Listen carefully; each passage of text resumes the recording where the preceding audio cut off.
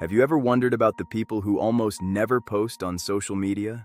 The ones who scroll quietly, who might like a photo here or watch a story there, but rarely if ever put their own life on display? Maybe you know someone like this, or maybe you are that person yourself. It's strange, isn't it? In a world where posting has become the norm, where daily updates, selfies, and constant sharing feel almost like social currency, choosing silence is almost louder than words. And yet, millions of people live this way, invisible by choice. And the question is why? What does it reveal about their psychology, about the way they see themselves, others, and the world? The truth is, people who don't post aren't simply antisocial or out of touch. That's too shallow an explanation. What's happening runs deeper. It touches on identity, self-worth, fear, freedom, and the human need for meaning. And once you understand it, you'll never look at silence online the same way again. But before we dive in, let me tell you something fascinating. Psychologists have found that people who avoid posting often fall into two groups: those who withhold because of fear and those who withhold because of power. Fear because they worry about being judged, misunderstood, or rejected. Power because by holding back they protect their mystery, their sense of self, and their energy. Isn't that interesting? Let's consider that. The same silence can come from insecurity or from strength. So, let's open this loop together. Why do some people choose not to post in a world where everyone else is desperate to? And what does that silence actually say? Think about this for a moment. Social media thrives on validation. Every like, comment, and share becomes a tiny shot of dopamine to the brain. Over time, people start tying their worth to these invisible numbers. But those who don't post, they've either stepped away from this game or they've never wanted to play it at all. Their psychology works entirely differently. They don't need external confirmation to feel real. They're either deeply independent or sometimes deeply afraid of being measured. And both are very human. Here's something subtle you may not have noticed. When someone doesn't post, it doesn't mean they don't have stories to tell. It often means they guard those stories like treasures. Their life isn't absent of meaning. It's full of it. They just prefer that meaning to be lived, not displayed. It's the difference between keeping a diary in your drawer versus publishing it on a blog. One feels safe, personal, sacred. The other feels exposed. It's the difference between keeping a diary in your drawer versus publishing it on a blog. One feels safe, personal, sacred. The other feels exposed. And here's where it gets even more fascinating.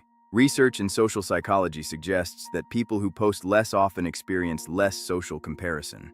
When you're not constantly in the spotlight, you're less likely to measure yourself against the highlight reels of others. That can lead to a quieter, more grounded sense of happiness. In other words, silence online can sometimes mean peace within. But let's not romanticize it completely.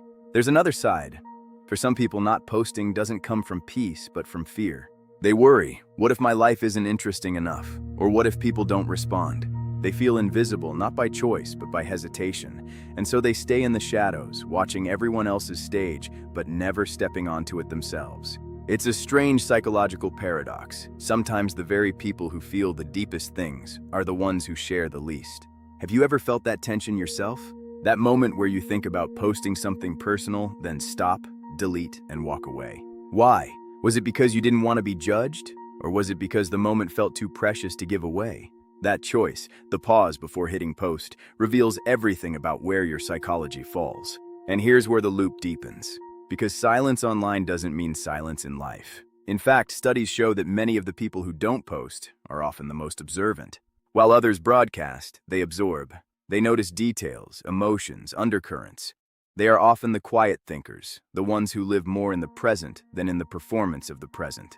They might not upload their dinner, but they remember the way the conversation felt at the table. This is why their silence can feel so magnetic.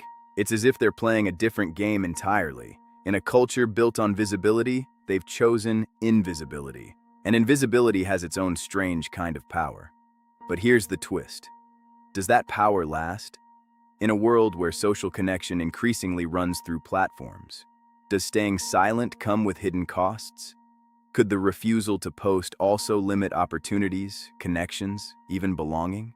We'll get to that, but first let's sit with this thought. Silence on social media doesn't mean absence of voice. It often means that voice is expressed elsewhere in art, in private conversations, in quiet acts of kindness, in unposted photographs that sit in a gallery of memory instead of a digital feed.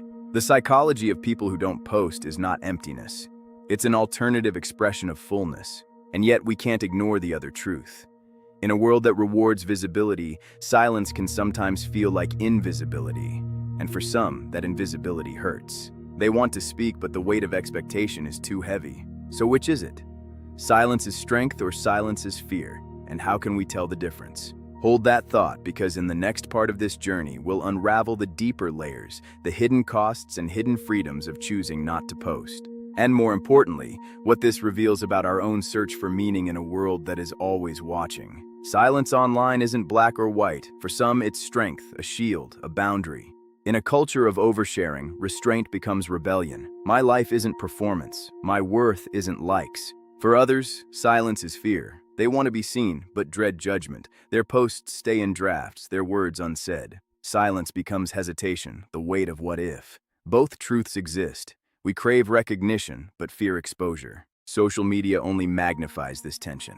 Many people lurk connected yet invisible, like sitting in a corner at a party, sometimes empowering, sometimes lonely. Silence can also mean depth.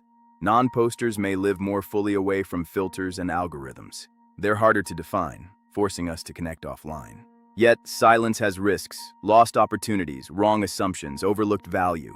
So what's the lesson? It's not about how much you post, but why. If silence is fear, the journey is healing it. If it's strength, it's a proud boundary. Either way, your worth isn't measured in posts. Imagine if tomorrow everyone stopped posting. Would we panic or rediscover slower, deeper forms of connection? In the end, posting or silence is about psychology, not technology. Both seek the same human need, connection. So the next time you see someone who doesn't post, don't assume they're empty. Maybe their silence says more than words ever could.